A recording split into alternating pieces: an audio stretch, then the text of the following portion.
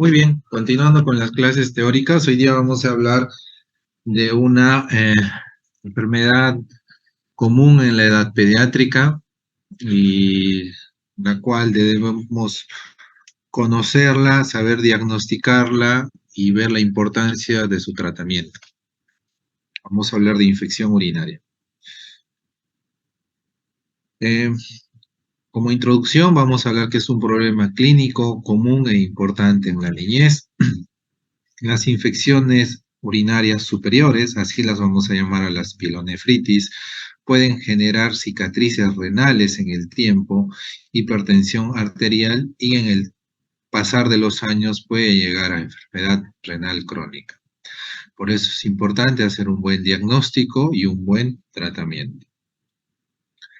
¿Cómo vamos a definir infección urinaria?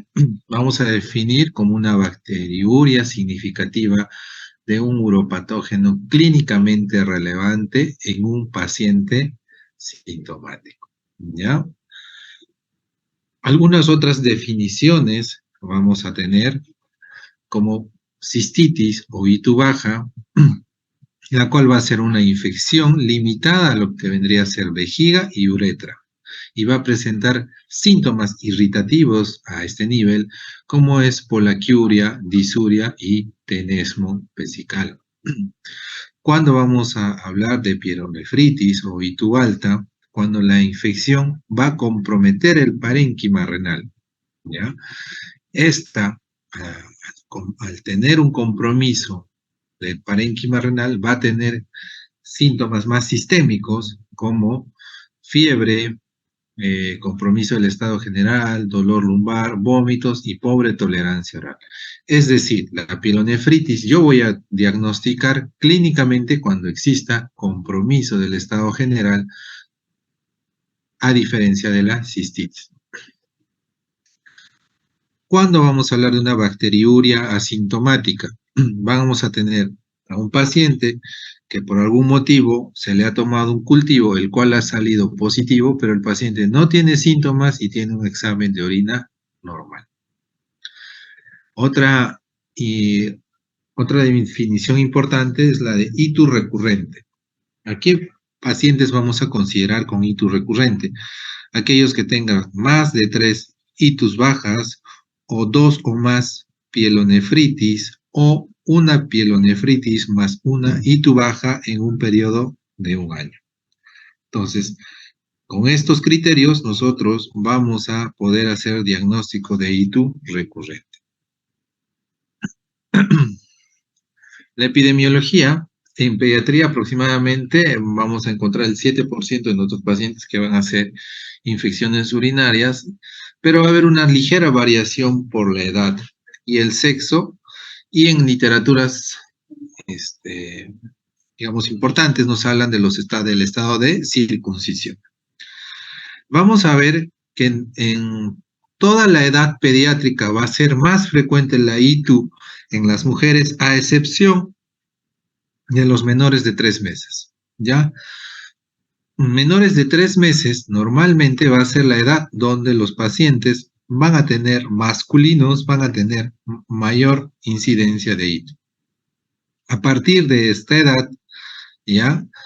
Va a ir disminuyendo y las infecciones urinarias van a ser mucho más frecuentes en las mujeres. En este grupo de edad es donde vamos a encontrar más infecciones urinarias en los varones.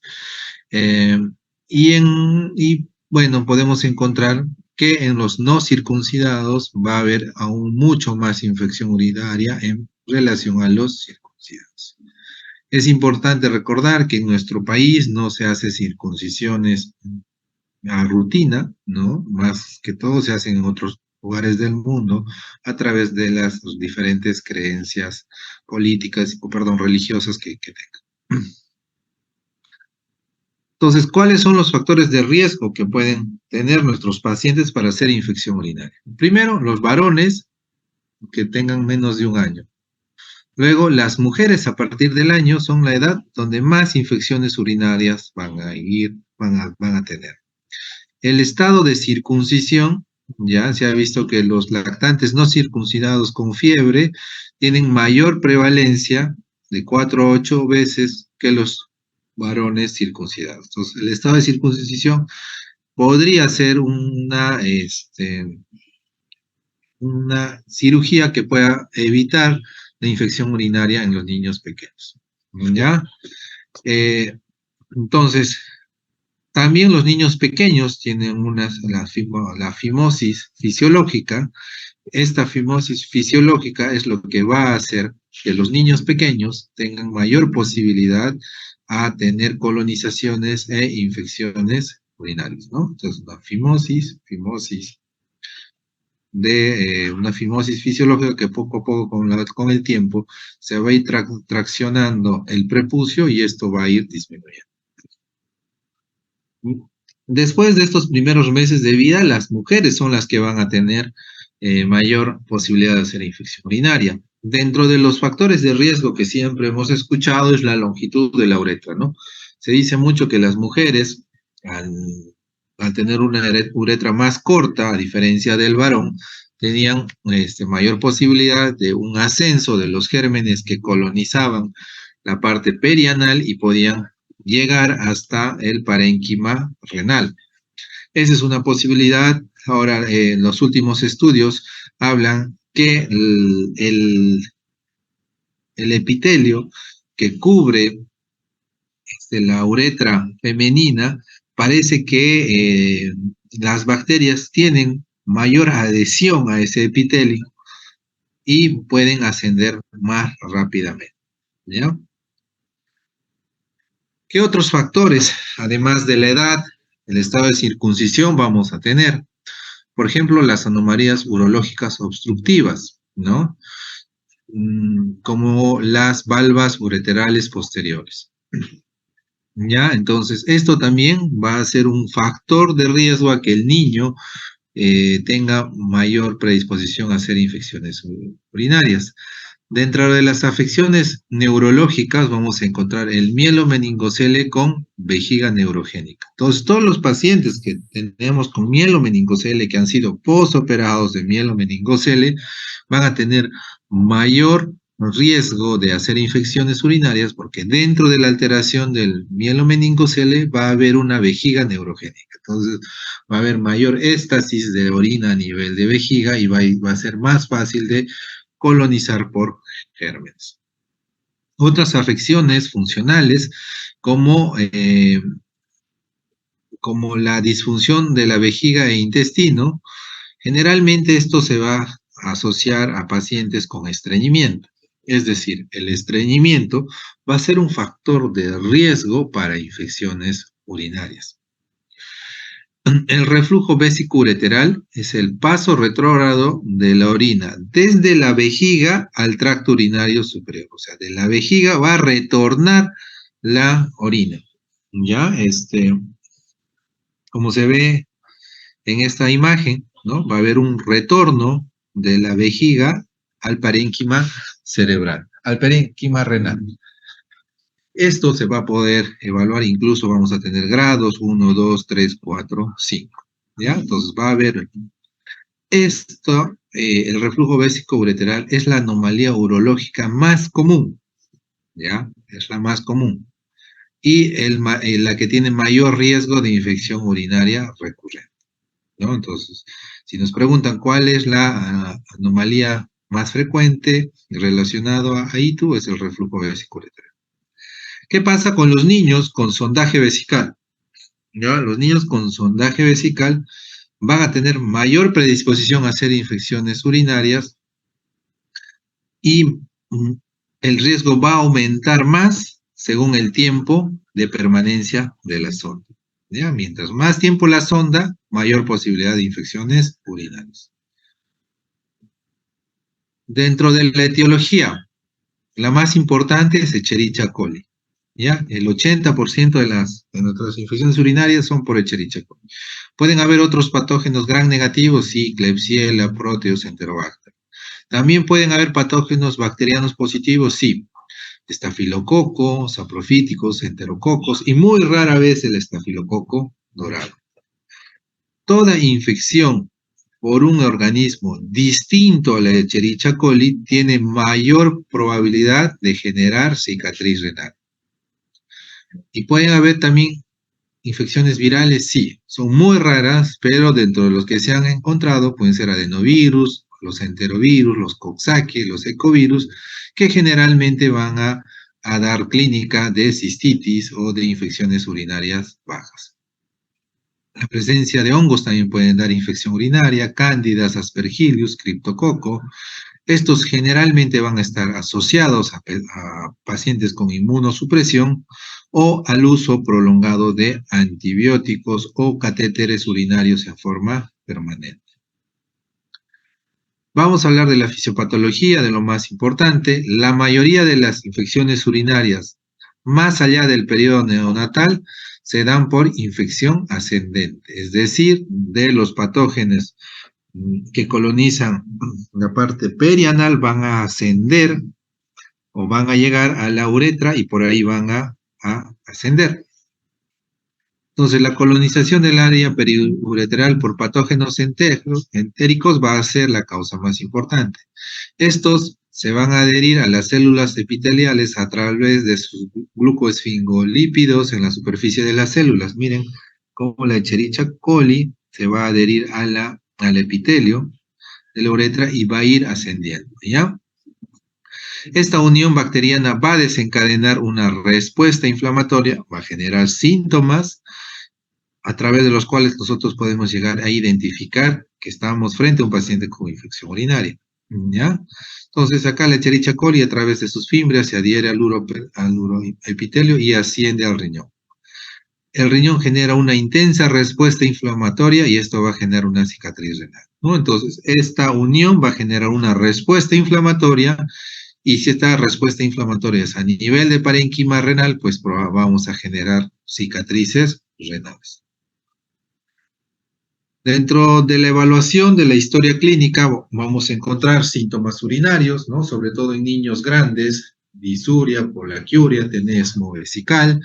Tenemos que buscar historia de constipación crónica, de infecciones urinarias previas, de una historia o sospecha de reflujo vesicoureteral, si en la familia hay antecedentes de infecciones urinarias, reflujo vesicoureteral u otra anomalía geniturinaria, si en la etapa prenatal, a través de una ecografía, se sospechó de alguna anomalía, o que ya en las adolescentes inicien actividad sexual.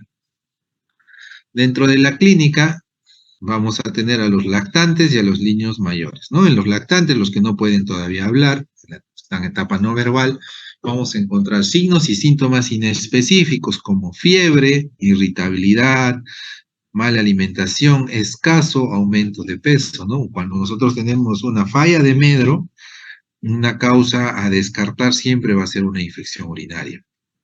Si el paciente tiene otra infección que pueda ser identificada como una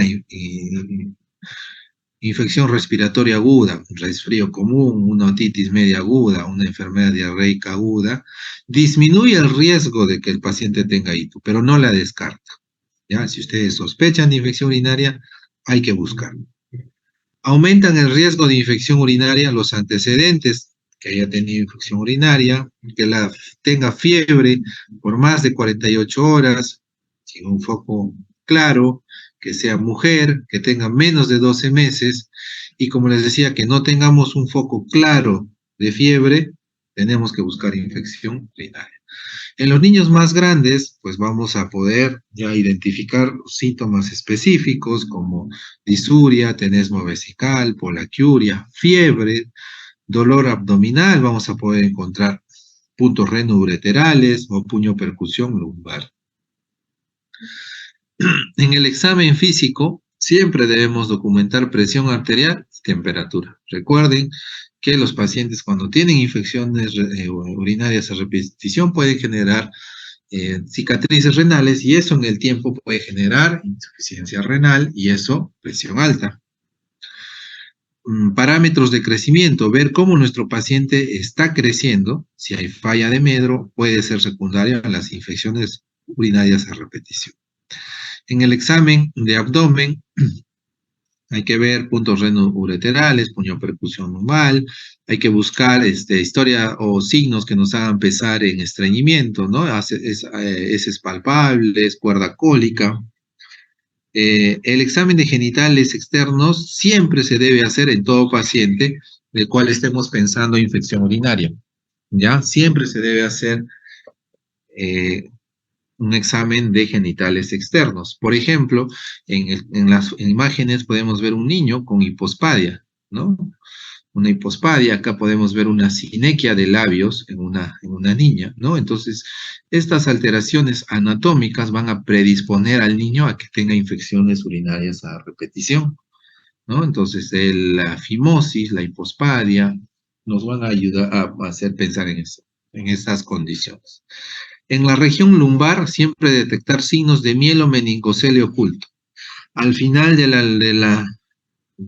la columna lumbar, muchos niños, seguro que han podido ver, tienen como una fosita, un hoyuelo, ¿no? Muchas veces hiperpigmentado y a veces incluso pueden tener vellos en esa zona, ¿no? Esa alteración anatómica a nosotros nos ayuda nos obliga a descartar que no haya un mielomeningocele oculto o una espina bífida oculta, porque recuerden que la espina bífida oculta o el mielomeningocele es un factor para tener vejiga neurogénica. ¿Cómo vamos a llegar al diagnóstico? Pues vamos a recolectar una muestra de orina. ¿Cómo vamos a obtener? Es muy importante obtener la muestra de orina. Si son lactantes que no controlan esfínteres, la prueba de oro para hacer el diagnóstico o la toma de muestra es a través de una punción suprapúbica o cateterismo vesical. Es muy difícil hacer a todos cateterismo vesical, la punción suprapúbica menos probable todavía. Entonces, ¿qué utilizamos? La bolsa colectora de orina, ¿no? Todos hemos visto cómo se hacen los exámenes de orina a través de una bolsa colectora, ¿no? Hay que hacer higiene de la parte genital, se coloca la bolsa colectora y el paciente orina y eso se lleva a un examen de orina. La bolsa o al examen de orina a través de bolsa colectora tiene un valor predictivo negativo muy alto. ¿Qué quiere decir? Si me salió el examen negativo, es muy probable que no tenga. No llega a ser 100% este valor predictivo negativo. Está muy cerca del 100, pero no llega a ser 100%. Entonces, el resultado negativo a mí me descarta, en pocas palabras, la infección urinaria, pero el resultado positivo no me confirma el diagnóstico. Entonces, cuando yo tengo un examen de orina con bolsa colectora y este es positivo, yo tengo que volver a obtener una nueva muestra a través de cateterismo vesical. Ya, entonces me sale el examen de orina negativo con bolsa colectora, lo más probable es que no tenga. Pero si me sale positivo, tengo que confirmar a través de cateterismo. Yo hago un nuevo cateterismo, yo hago cateterismo vesical a estos pacientes y obtengo nuevamente dos muestras. Una muestra para repetir el examen de orina y una nueva muestra para el urocultivo. Muestras de orina con bolsa colectora no deben ser enviadas a urocultivo, ¿ya? No se debería hacer, es una mala muestra, no se debería hacer. En niños más grandes en los que ya controlan esfínteres, se debe obtener una muestra a través de chorro medio. Entonces, ¿qué hay que hacer? Hay que hacer la higiene de la parte genital, tanto en varones como en mujeres, y se debe obtener chorro medio. Es decir, pedir a la paciente que orine un poco, aguante y el siguiente chorro se recolecta. ¿Ya? Es el método de elección en estos pacientes que ya controlan esfínteres. ¿Qué debemos Una vez obtenida la muestra, debemos tratar de que se examine lo más antes posible, menos de 4 horas si la muestra está refrigerada, menos de 1 hora si está a temperatura ambiente. El retraso en el procesamiento de las muestras va a coadyuvar a que haya más falsos negativos o falsos positivos. ¿Cómo debemos interpretar el examen de orina? En nuestro medio, generalmente hacemos orina no centrifugada, 10 leucocitos de campo, mayor a 10 leucocitos por campo en una muestra no centrifugada. En una muestra centrifugada, más de 5 leucocitos por campo se considera leucocituria. Leucocituria, pero siempre debemos buscar presencia de esterasa leucocitaria y de nitritos. Recuerden que la leucocituria no solamente puede ser infecciosa, puede ser por otras causas. La esterasa leucocitaria nos va a sugerir una infección urinaria. Tiene alta sensibilidad, ¿ya? Pero tiene baja especificidad. ¿Por qué? Porque puede presentarse en otras afecciones. Pacientes con deshidratación, glomerulonefritis, apendicitis, ejercicio intenso, hasta incluso en la enfermedad de Kawasaki, podemos encontrar esterasa leucocitaria. Nitritos. Nitritos es al revés, es una prueba muy específica, pero y tiene una muy baja tasa de falsos positivos. ¿Por qué? Porque las bacterias, dentro de su metabolismo a nivel, ya sea de vejiga, van a generar desechos, y estos desechos van a ser nitritos. ¿Cuál es el problema? Que la orina debe estar más de 4 horas para que se produzca este proceso, ¿ya? Puede ser negativo en algunos casos, sí, cuando las bacterias es diferente a la Escherichia coli. Por ejemplo, Enterococcus o Pseudomonas generalmente tienen nitritos negativos, ¿ya? ¿Por qué? Porque son bacterias no reductoras de nitratos. Nitritos más esterasa leucocitaria va a aumentar la sensibilidad y especificidad del agua, ¿ya? Solo nitritos o solo esterasa leucocitaria vamos a ver que va a tener alta sensibilidad o especificidad. Si la muestra tiene leucocituria más nitritos y esterasa leucocitaria, su sensibilidad y especificidad van a ser más altas. Entonces, después de hacer un examen de orina y tomar una buena muestra, debemos mandar a urocultivo. El urocultivo es la prueba diagnóstico de hito, ¿no? Es la prueba de oro, es el gol estándar para infección urinaria. Si hemos obtenido nuestra muestra a través de cateterismo vesical, más de 50.000 unidades formadoras de control son necesarias para hacer el diagnóstico. Si estamos en chorro medio, más de 100.000 unidades formadas de colonia por mililitros si son gram negativos y más de 10.000 en caso de que sean gram positivos u hongos. Si hemos obtenido por punción suprapúbica cualquier recuento de bacterias uropatógenas, hacen el diagnóstico de infección. Si en nuestro cultivo existe crecimiento de enterococo, Klebsiella o Pseudomonas, se diagnostica hito aún incluso en ausencia de leucocituria.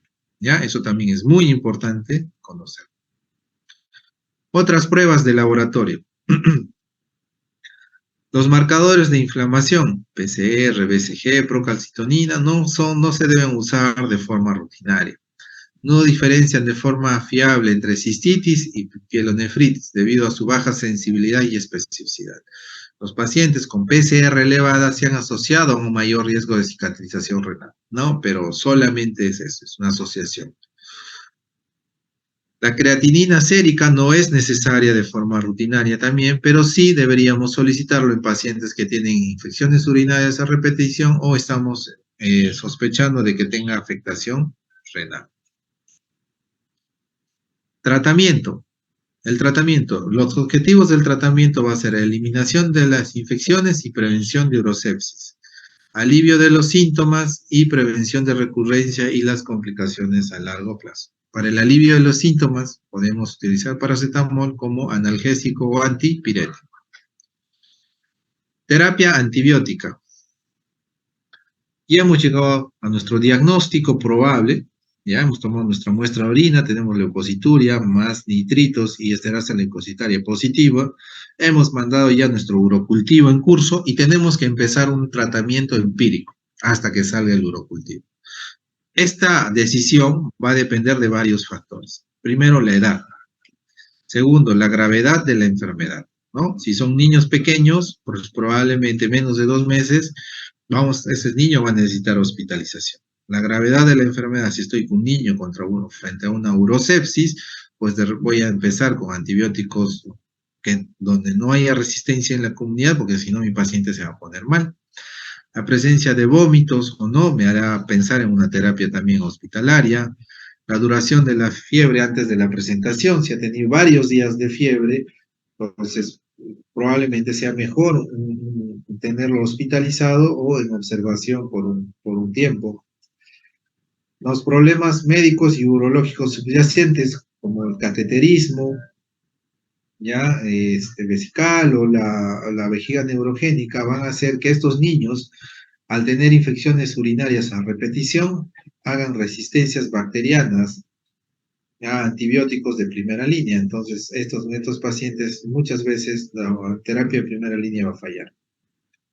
Y siempre es importante que se monitoree los patrones de resistencia en nuestra comunidad y en el paciente, ¿no? Entonces, un paciente, como les decía, con problemas urológicos va a tener resistencias a medicamentos de primera línea o de repente más. Y en la comunidad siempre es importante hacer un monitoreo, porque para los pacientes que, digamos, no tengan ningún factor de riesgo importante, con qué antibióticos debemos iniciar según la resistencia local. ¿Quiénes se deben hospitalizar? Los menores de 2 meses, los que tengan urosepsis clínica, pacientes inmunodeprimidos, pacientes que estén vomitando o tengan incapacidad para tolerar la medicación oral, le damos de alta con antibiótico por vía oral y el paciente no tolera. Falta de seguimiento ambulatorio adecuado. No confío en el papá es un padre descuidado, en el cual no estoy seguro que va a continuar el tratamiento, se hospitaliza. Y falta de respuesta a la terapia ambulatoria. Yo doy antibióticos y si más de 48 o 72 horas el paciente sigue haciendo fiebre, es mejor que se quede hospitalizado. La terapia empírica siempre se debe iniciar después de que haber recolectado una correcta muestra de orina, ¿ya? Y haber entregado el urocultivo. Siempre debemos asegurar un buen tratamiento para niños que tienen un mayor riesgo de cicatrices renales. ¿Quiénes tienen un mayor riesgo de cicatrices renales? Los que están haciendo fiebres altas, más de 39 grados por más de 48 horas, no lucen bien, tienen una apariencia tóxica, séptica, que tengan inmunodeficiencia o tengan una anormalidad urológica conocida. La terapia empírica en nuestro medio debería iniciarse con cefalosporinas de segunda y tercera generación o aminoglucósidos. Son terapia de primera línea en nuestra localidad. Hay que recordar que estas terapias no son eficaces contra enterococo. Si se sospecha, debe añadirse ampicilina o amoxicilina. El estado de hidratación y de la función renal siempre debe evaluarse antes de usar aminoglucósidos. ¿A quiénes yo podría intentar darle una terapia oral? A los que tienen más de 2 meses y no están vomitando, podría utilizar una cefalosporina de segunda, como es cefuroxima o cefixime. Debo asegurar un contacto cercano de la familia por 3 días al inicio del tratamiento, es decir, debo estar seguro que el paciente va a recibir el tratamiento bien en casa y que va a volver para su reevaluación. Hay que tener cuidado con que hay algunos antibióticos que no alcanzan concentraciones renales, es decir, no llegan a parénquima renal, como el caso de la nitrofurantoína. Si yo estoy sospechando de pielonefritis, la nitrofurantoína no me va a ayudar. Terapia parenteral, ¿a quiénes debo darle terapia parenteral? Puedo utilizar cefalosporina de tercera y aminoglucósidos, son las terapias de primera línea en forma parenteral. Es decir, ceftriaxona, amikacina, generalmente los más usados. Y el tratamiento definitivo se basará en los resultados de sensibilidad, ¿no? Entonces, cual sea, ya sea por terapia oral o terapia parenteral, a los 3 días yo ya debo tener mi urocultivo y me va a dar el tratamiento final. Continuar con el antibiótico que inicié, rotar de antibiótico, igual acá. continuar con el antibiótico o poder desescalar a vía oral y pensar en el alta de mi paciente. En nuestro país, hay algunos estudios que nos hablan de infecciones urinarias, ¿no? La frecuencia es en infecciones urinarias en primer episodio, Escherichia coli, y en hitos recurrentes también sigue siendo Escherichia coli la principal causa de germen. La frecuencia de resistencia en nuestro medio en poblaciones pediátricas con infección del tracto urinario no complicada ni recurrente, ¿no? Miren, la amicacina es un medicamento que tiene muy buena, tiene muy poca resistencia, ¿no? Entonces, por eso amicacina es nuestra terapia de primera línea. Ceftriaxona está aumentando la resistencia, así es que habría que pensar muy bien si antes de iniciar ceftriaxona versus amicacina. Esto es lo mismo del estudio, miren, amicacina, los carbapenems están con casi nada de resistencia. Actualmente ya se han reportado algunos casos, ¿no? Pero miren, amicacina es un buen medicamento en la infección urinaria en pacientes que no tengan otras anomalías. ¿Cuánto debe durar el tratamiento? Si el niño está con fiebre, una pielonefritis, debe durar entre 7 a 10 días. Se podría pensar en ciclos cortos de tratamiento de 3 a 5 días para los niños que sean inmunocompetentes y que se presentan sin fiebre. O sea, 3 a 5 días si es un paciente que no tiene problemas de inmunidad y que se ha presentado sin fiebre durante esta infección. Usar antibióticos orales para completar la terapia en pacientes que iniciaron con antibióticos parenterales. Si el paciente ha iniciado con ceftriaxona ya y está yendo muy bien, yo podría desescalar a cefixime o cefuroxima sin ningún problema previo resultado del urocultivo. ¿Ya?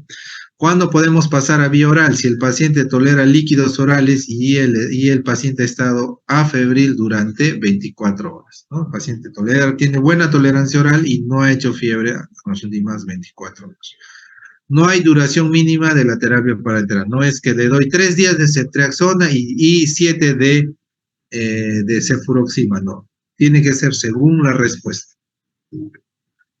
Si el paciente empeora o no hay mejoría después de 48 horas de haber iniciado mi antibiótico, recuerden que a las 48 horas todavía no voy a tener mi urocultivo, entonces puedo o debo iniciar tratamiento, puedo aumentar ampicilina si sospecho de enterococo o debo iniciar otro antibiótico. Si inicié con cefalosporina tercera, agrego aminoglucósido. Si inicié con aminoglucósido, agrego cefalosporina hasta el resultado del urocultivo.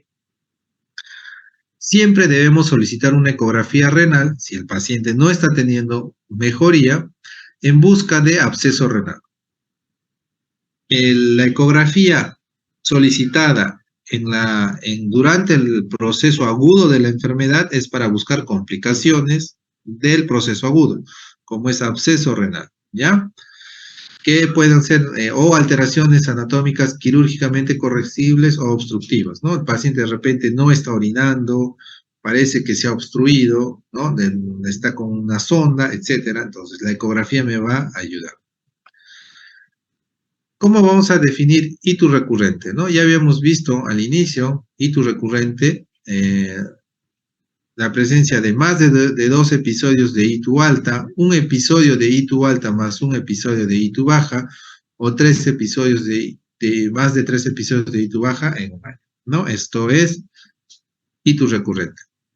La itus recurrente es un factor de riesgo para cicatriz renal. Si ustedes tienen pacientes con infecciones urinarias recurrentes, hay que pensar que este paciente puede estar haciendo cicatrización renal. Y siempre hay que tratar en base a la susceptibilidad antimicrobiana local, ¿no? Entonces, por ejemplo, acá es frecuencia de organismos aislados por ITU. ITU complicada o recurrente sigue siendo Escherichia coli el principal germen, pero ya aparecen el Proteus, miren, ya aparece con mayor incidencia, ya aparece la Klebsiella y ya aparece el enterococo con mayor incidencia en comparación con el primer episodio. Para estos pacientes también la amicacina o los aminoglucósidos siguen siendo la terapia de primera línea más adecuada. Imágenes. ¿Cuándo voy a tomar imágenes? ¿Cuándo voy a hacer una ecografía renovesical?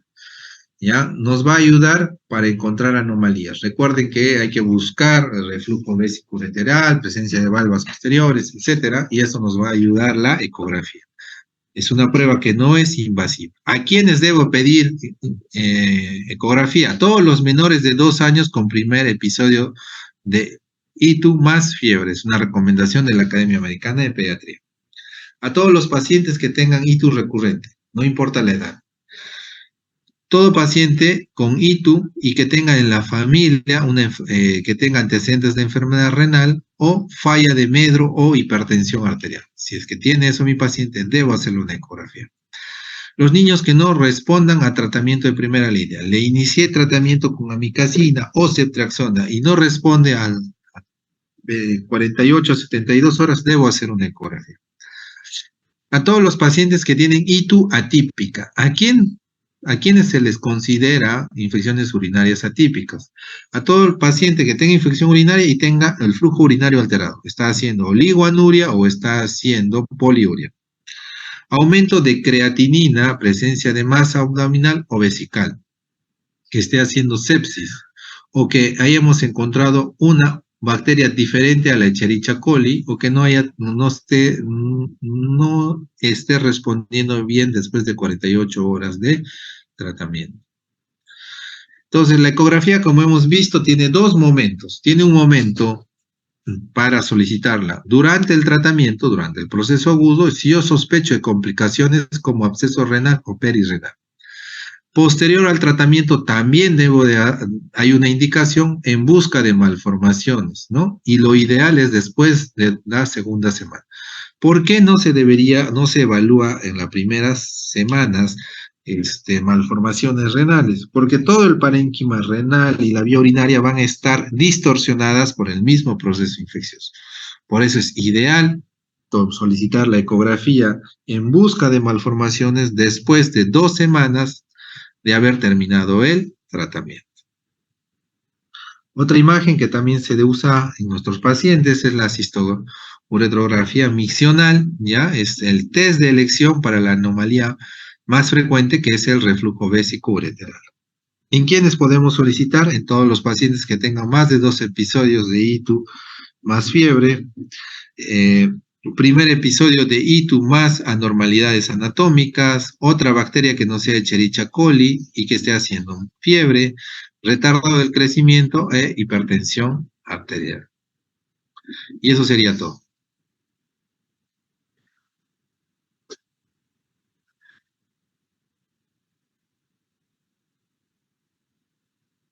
¿Alguna duda, pregunta?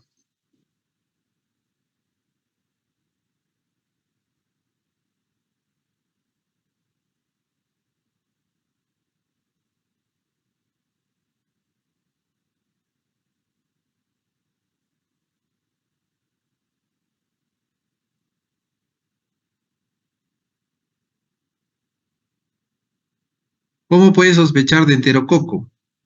Generalmente cuando hay una mala respuesta al tratamiento, ¿ya? El paciente no va bien, no responde al tratamiento y generalmente no tienen una leucocituria marcada, ¿no? Vas a tener leucocitos aumentados y no vas a tener nitritos ni esterasa leucocitaria, pero sí vas a tener sintomatología de hito.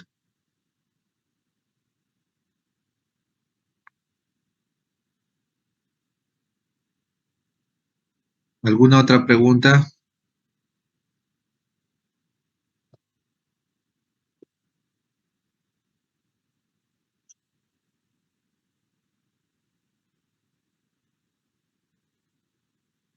No hay preguntas entonces. Muy bien. Muchas gracias con todos. Igual yo les voy a mandar la presentación a través de su coordinador. Cualquier cosa, estamos en contacto. Gracias, hasta luego. Muchas gracias, doctor. Buenas tardes. Gracias, doctor. Chao, chicos.